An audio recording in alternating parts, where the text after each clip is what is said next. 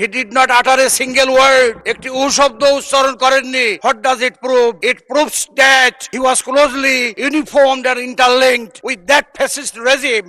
ঝিনাইদহ ৩ আসন থেকে নির্বাচিত মাননীয় সংসদ সদস্য জনাব মোহাম্মদ মতিয়ার রহমান, আপনার সময় 4 মিনিট। ধন্যবাদ। মাননীয় প্রেসিডেন্টের প্রেসিডেন্সিয়াল স্পিচের উপরে as to the best of my political inference আমি কনগ্রাচুলেট করতে পারছি না, এ কারণে যে বিগত ফ্যাসিস্ট শাসনামলে দীর্ঘ সময়ের পথ পরিক্রমায় তিনি ছিলেন ফ্যাসিস্ট গভর্নমেন্টের একজন কি সর্বোচ্চ 1 নম্বর প্রোটোকলধারী প্রেসিডেন্ট। কিন্তু আমরা সে সময় কি লক্ষ্য করেছি? উড়ন্ত হেলিকপ্টারে করে নেট বন্ধ করে দিয়ে উড়ন্ত হেলিকপ্টার থেকে গান পাউডার আপন জনগণের উপরে অতীতের ইতিহাসের রেকর্ড ব্রেক করে অত্যাচার করেছেন। কোথায় ছিলেন তখন প্রেসিডেন্ট? একটি উ শব্দ করেননি। হি ডিড নট আটার এ সিঙ্গেল ওয়ার্ড। একটি উ শব্দ উচ্চারণ করেননি। What does it prove? It proves that he was closely uniformed and interlinked with that fascist regime. So his present presidential speech in favor of the ruling power is nothing but a political shadow of camouflage.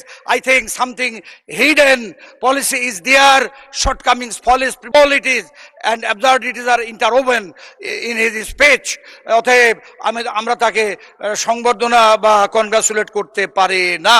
এরপরে আমি পরিষ্কার করে বলতে চাই যে জুলাই বিপ্লবের উত্তাল দিনে ঢাকা মেডিকেল কলেজে যখন লাশের সারি আর আহত ছাত্র জনতা, কৃষক, শ্রমিকের আর্তনাদ, সেই সময়ে ঢাকা মেডিকেলের সহযোগী অধ্যাপক ডক্টর শহীদুল ইসলাম আকন, তিনি ফ্যাসিস্ট গভর্নমেন্টের রক্ত চক্ষু উপেক্ষা করে নিরলসভাবে বিরতহীনভাবে তিনি চিকিৎসা সেবায় নিজেকে বিলিয়ে দিয়েছিলেন, যার ফলে তদানীন্তন ফ্যাসিস্ট গভর্নমেন্ট তাকে 25শে জুলাই বদলি করে, তাকে সুনামগঞ্জে বদলি করে।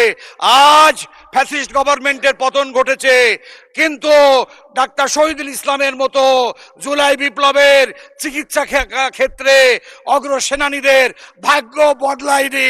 এমনিভাবে এক শহীদুল ইসলাম নয়, ঢাকা মেডিকেলের যারা স্পাইন বিশেষজ্ঞ আরো অনেক ডাক্তারদেরকে ওএসডি করে দিয়েছে, এগুলো প্রতিভাকে পাচার করে দিয়েছে, স্তব্ধ করে দেওয়া হয়েছে।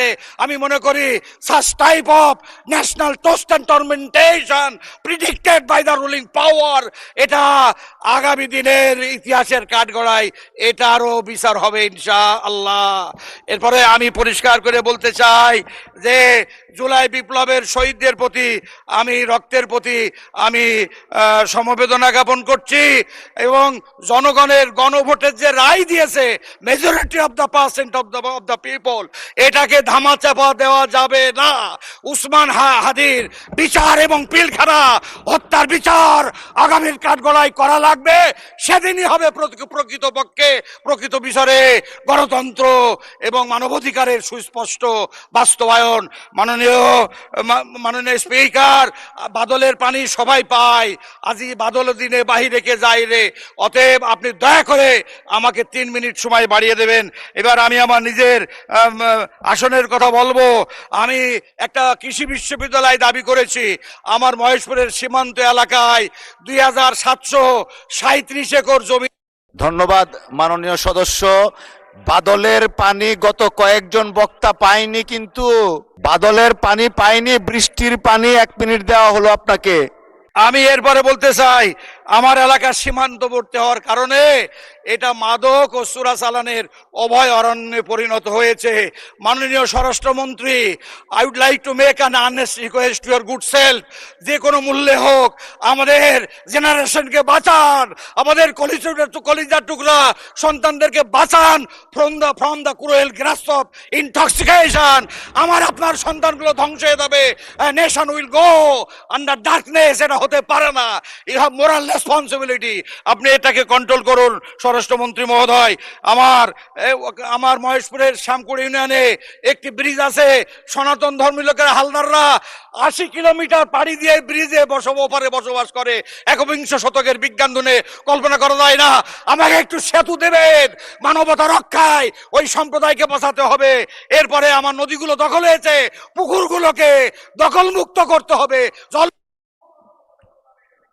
আলোচনায় অংশগ্রহণ করবেন।